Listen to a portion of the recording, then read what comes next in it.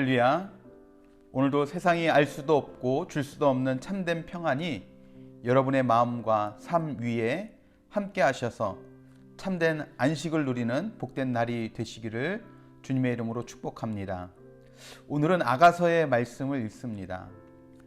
아가서의 기록의 목적을 크게 세 가지로 이야기합니다. 첫째는 솔로몬이 신부와의 사랑을 통해서 결혼과 또 결혼에 의한 사랑을 아름답게 표현하기 위해서 기록했습니다.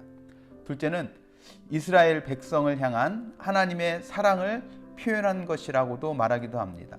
셋째는 신랑 되신 그리스도와 신부된 교회의 사랑을 나타내기 위한 것이다 라고 말합니다.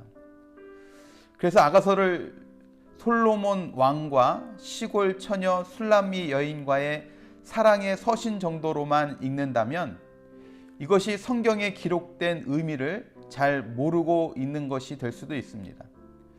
우리는 아가서를 읽을 때 세 번째 목적처럼 예수님과 신부된 교회의 모습, 예수님과 나와의 관계를 어떻게 이뤄갈 것인가에 주목하며 읽을 때 우리에게 큰 은혜가 있을 줄로 믿습니다. 오늘은 아가서 1장서부터 8장까지의 말씀 중에서 마지막 부분인 7장과 8장의 말씀을 통해서 함께 은혜를 나누겠습니다. 아가서 7장과 마지막 8장은 사랑의 시련을 극복하고 두 사람의 관계가 더욱더 깊어지고 성숙해져 가는 모습을 우리에게 보여주고 있습니다. 7장부터 8장 초반까지의 남편이 아내에게, 아내가 남편에게 부르는 사랑의 노래의 모습으로 나오고 있는 것을 봅니다. 우선 남편 솔로몬은 아내 술람미 여인을 1절에서 귀한 자의 딸이라고 불렀습니다. 그만큼 소중하게 생각하고 있다는 것입니다. 그러면서 솔로몬은 아내의 아름다운 모습을 노래하고 있는 거죠. 6절에 사랑아 내가 어찌 그리 아름다운지 어찌 그리 화창한지 즐겁게 하는구나 라고 고백을 합니다. 솔로몬은 여인의 아름다움이 자신을 즐겁게 한다라고 이야기를 하고 있습니다. 실제로 사람의 아름다움은 다른 사람들을 즐겁게 합니다. 단지 외모만을 이야기하는 것이 아닙니다. 아름다운 삶은 훨씬 더 많은 사람들을 즐겁게 합니다. 그런 의미에서 주님께 비춰지는 우리의 모습은 어떠한지요? 우리의 모습이, 우리의 삶이 주님이 보시기에 즐거워하실 만한, 기뻐하실 만한 모습인지 우리의 모습을 돌아보며 하나님을 기쁘시게 해드릴 수 있는 삶의 아름다운 모습이 저와 여러분들 삶 가운데 충만하기를 주님의 이름으로 축원합니다. 이어서 10절과 13절, 10절서부터 13절까지는 남편 솔로몬의 노래를 들은 아내 술람미 여인의 답가의 내용입니다. 10절에서 술람미 여인은 고백하기를 나는 내 사랑하는 자에게 속하였다. 그가 나를 사모하는구나 라고 고백을 합니다. 솔로몬이 자기를 사랑하기 때문에 술람미 여인은 자기가 솔로몬에게 속하였다라고 고백을 하고 있습니다. 사랑과 속함은 불가분의 관계입니다. 사랑하면 할수록 그에게 자신을 일치시키게 되어져 있다 하는 겁니다. 예수님께서도 우리를 너무 사랑하셨기 때문에 우리와 하나 되기 위해서 인간의 모습으로 우리에게 오셨습니다. 우리들도 주님을 사랑한다면 주님께 속하는, 주님과 하나가 되는 삶의 모습이 있어야 될 줄로 믿습니다. 사실 술람미 여인은 솔로몬이 노래하는 것처럼 그렇게 미인이 아닙니다. 볼품없는 여인입니다. 하지만 솔로몬은 그렇게 보지 않았습니다.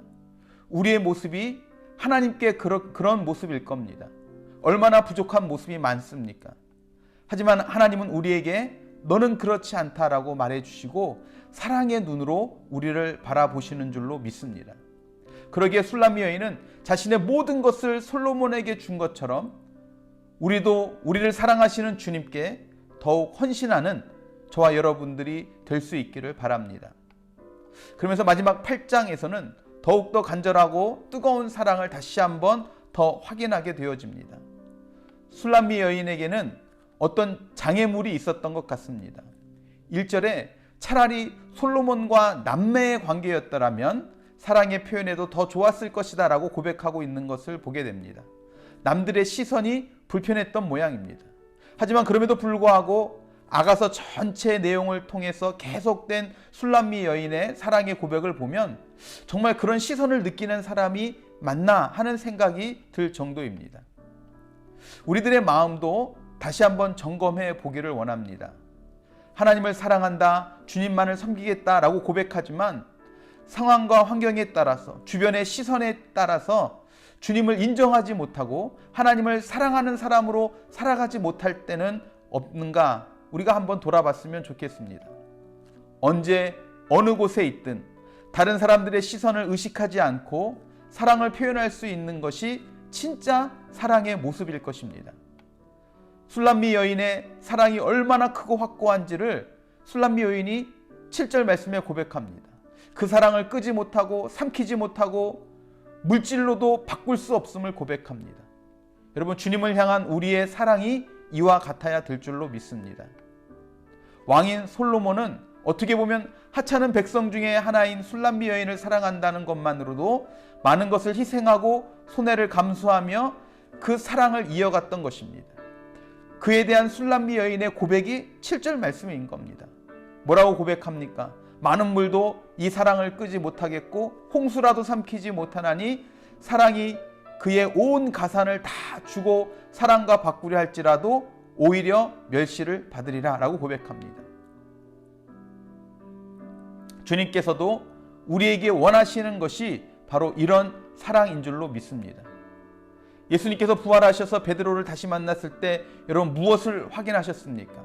요한복음 21장 말씀에 보면 내가 이 사람들보다 나를 더 사랑하느냐라고 묻습니다.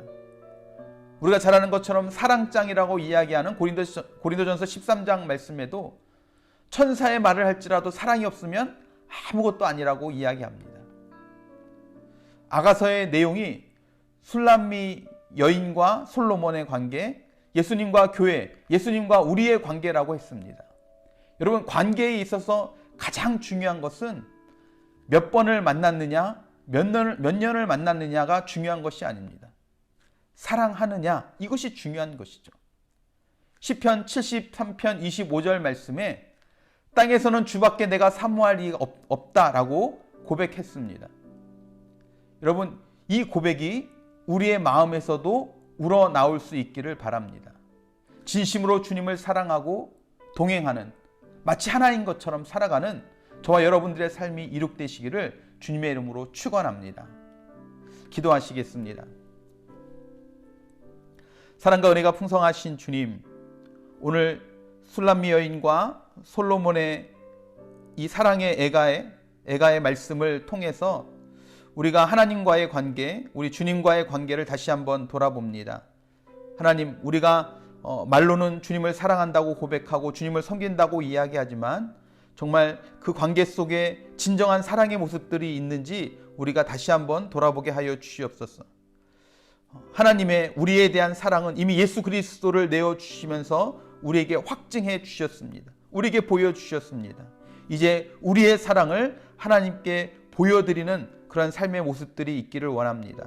오늘 그 술람미 여인의 고백이 하나님 우리의 고백, 나의 고백이 되기를 원합니다. 주님을 사랑하고 주님과 함께 동행하며 하나가 되는 것, 그래서 주님을 높이고 주님을 찬양하는 우리의 삶이 온전히 이룩되어질 수 있도록 주님 우리들의 마음과 생각을 온전히 주장하여 주시옵소서. 그렇게 오늘도 그 사랑의 힘으로 우리가 넉넉히 이겨내게 하시고 승리하게 하시고 그 사랑을 힘입어 다시 한번 오늘도 하나님의 영광을 드러내는 복된 날이 될 수 있도록 우리들 가운데 역사하여 주시옵소서. 그리고 우리 가운데 함께 하실 주님을 찬양하고 기대하며 사랑이 많으신 예수 그리스도의 이름으로 간절히 기도드렸사옵나이다. 아멘. 아멘. 할렐루야.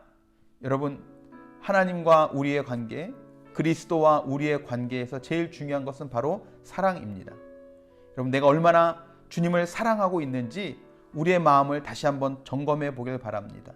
머리로는 말로는 그렇게 하지만 정말 내 마음속 깊은 곳에서 주님을 사랑하는 것이 우러나오는지, 그 관계 속에 사랑이 있기 때문에 그분과 함께 하기를 원하는 마음이 내 마음 가운데 정말 충만한지 다시 한번 점검해 보시고 오늘 술람미 여인의 고백, 이 아가서의 고백이 저와 여러분의 삶의 고백으로 나타나는 복된 날이 될 수 있기를 바랍니다. 그렇게 살아가실 여러분들 한 분 한 분 주님의 이름으로 사랑하고 축복하고 감사합니다.